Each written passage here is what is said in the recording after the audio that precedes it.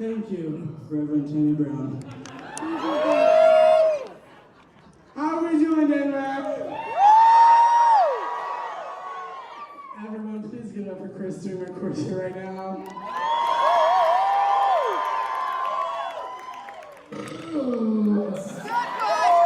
Sorry, that was lodged in there. I could not do this job without him.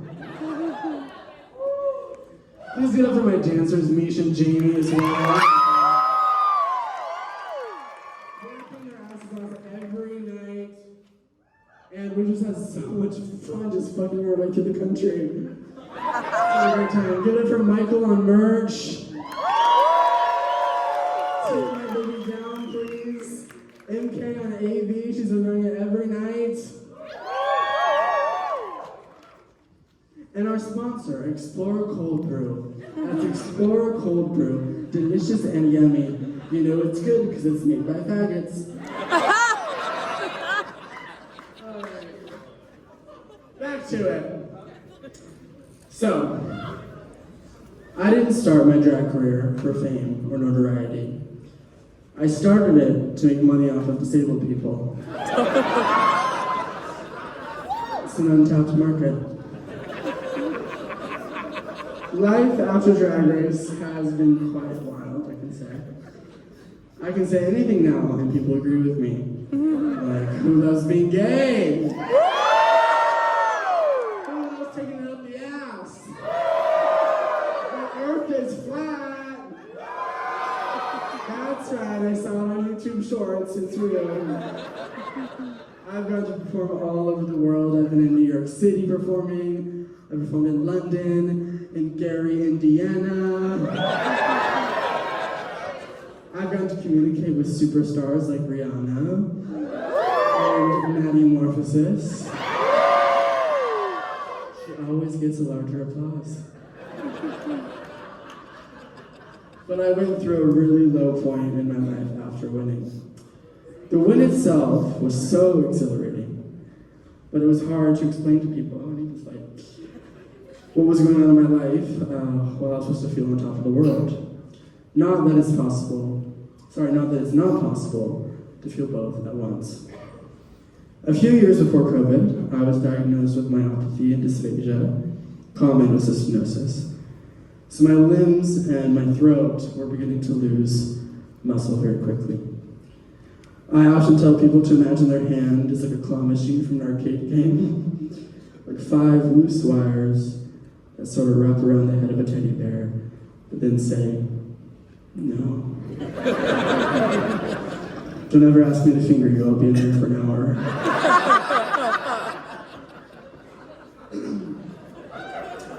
Or do, I don't care. I was touring and traveling so much, my body was kind of begging me to stop, to be real.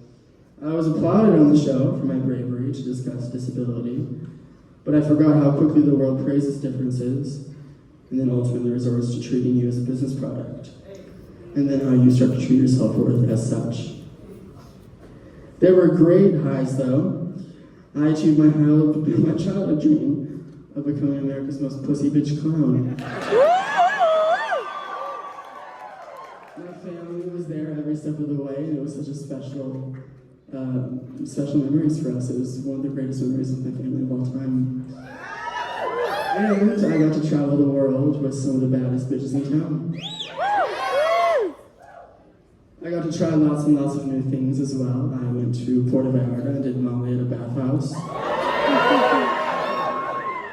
I was in a hot tub full of naked men saying things like, what's your mom's name? What's your mom like? What's her maiden name? What was your high and low of the pandemic? Everyone go, you, hot one. Does anybody have any gum? But the chaos eventually got to me.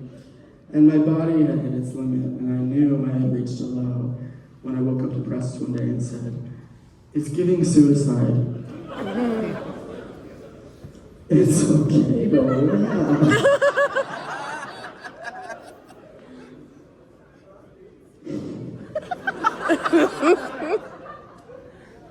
You know when the gay speech just like infiltrates during therapy? That's what it was. The main heartbreak I was going through was that a few months after I filmed Drag Race, my sister Elizabeth died. I had to watch the one person in the world who understood what my body was going through leave this earth. I only had time to grieve her on planes and in meet and greets and in hotels. The world was fascinated by my illness and disability, and I was constantly asked questions about it by the media. And I did not want to be reminded of what had taken so much from me. Sometimes I'm just waiting for Elizabeth to show up. Waiting to get into her car and blast Stevie Nicks. Waiting to go steal Gatorades from 7-Eleven. Waiting to show her how far I made it on our favorite TV show. She was the one person I wanted to talk to about how drained and defeated I felt. She understood that disability is just needfulness, a need for mutuality and reciprocity. I don't really want to cope or overcome anymore. I want to live and be creative. I want people to care for me, and I want to care for my friends and family. We love you, Elizabeth. I built my brand on Drag Race around turning darkness into laughter, and I just did not know how to laugh myself out of this one. Being pushed up against absence and grief and fame and exhaustion, these things started to leak into me and materialize and make me feel so far from reality. It became hard to tell between reality and hallucination.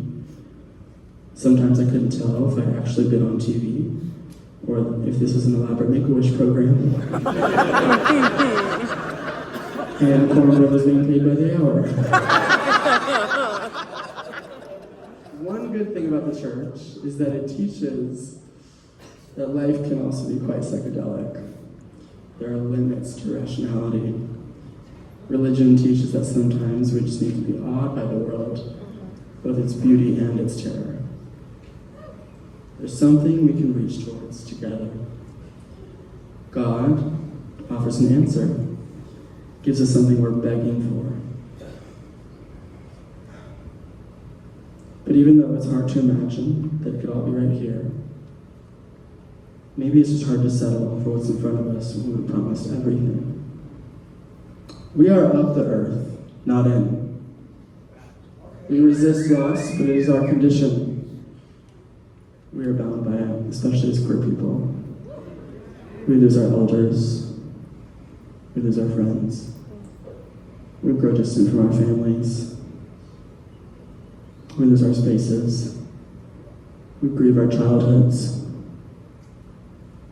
It is not a betrayal to move on from loss.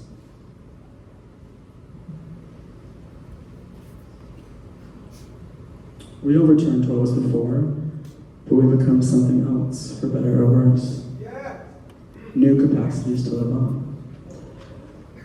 One way I honor Elizabeth, because she was a poet and a writer. She studied creative writing at CSU. Took her 9 years to finish her degree, but she did it.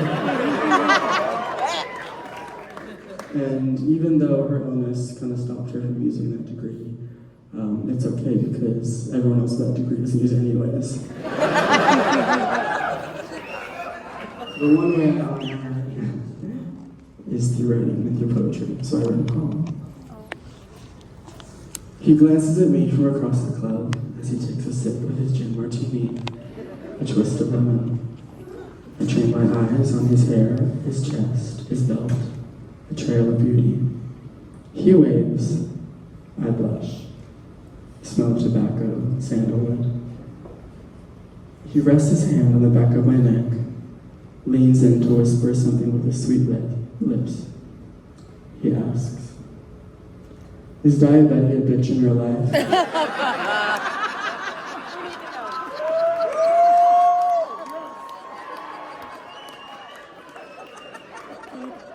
Yes.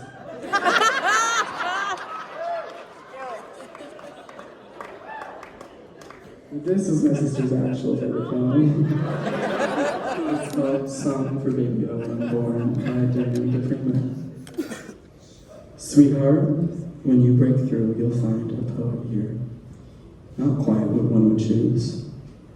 I will promise you'll never go hungry, or that you won't be sad on this gutted, breaking globe. But I can show you, baby, enough love to break your heart forever. Let's pray.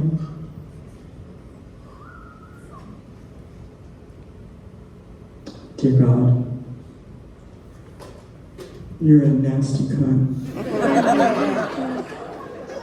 Amen.